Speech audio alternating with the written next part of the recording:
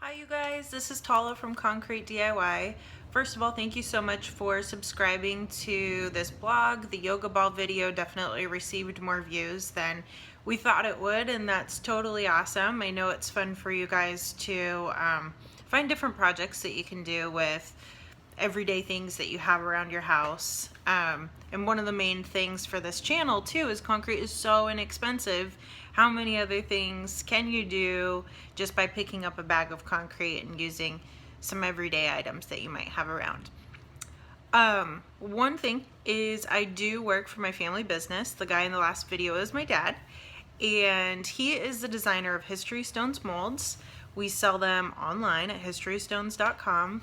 And one thing that I would like to do today next is show you guys how you can make spheres using these molds. So here, as you can see, we have the three different sizes for the spheres. There's the 15-inch sphere, the 12-inch, and the 10-inch diameter. What these do that's really nice is they fit inside of each other really well to create a hollow center. So you probably want to do that. I recommend it because especially that large sphere, it's going to be about 60 pounds finished. So if you have small children or animals, you really don't want that thing rolling around your backyard just to be safe. And one thing I will show you too is because this is a ribbed outside, we'll take the 15-inch and place the 12-inch in the center. And this ribbed outside kind of is a little bit difficult to work with in that if you don't move that and just swivel it around and release it, at least I would do it 1 hour after. If you don't do it within 6 hours after, it's going to create some problems releasing for you. What I normally use for this is just Quikrete or Satcrete to the consistency of about peanut butter. You know it's too runny if you're making a fist and the water is squeezing out of the sides. So that's kind of a good way to gauge the consistency of your concrete. It's good to fill this one with some water or extra cement that you might have or concrete, and just let that weigh in there and then pour that mixture into the side down there and just let it settle. And again, releasing this one by just swiveling around in there about an hour after you pour it. That way it comes out easier.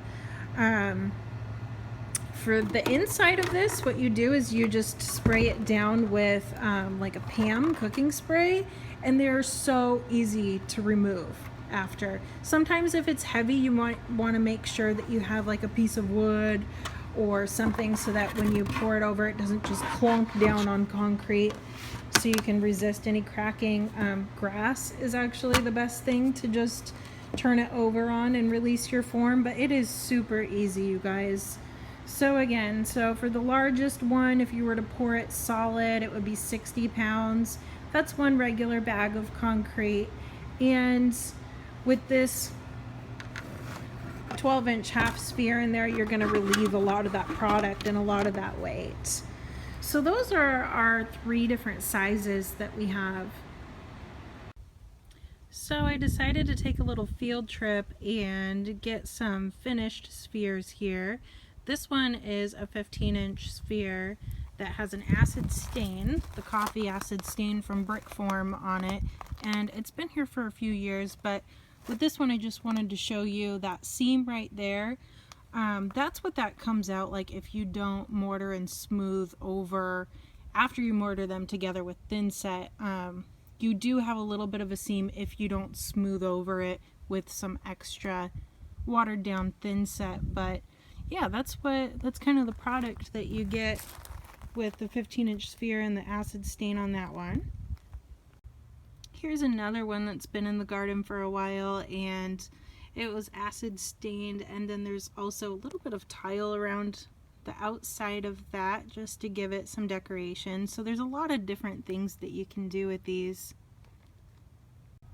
And here's another small sphere. This is the 10-inch on a base, and as you can see that this one's this seems a little bit more smoothed over. But yeah, that one's been there for a while too.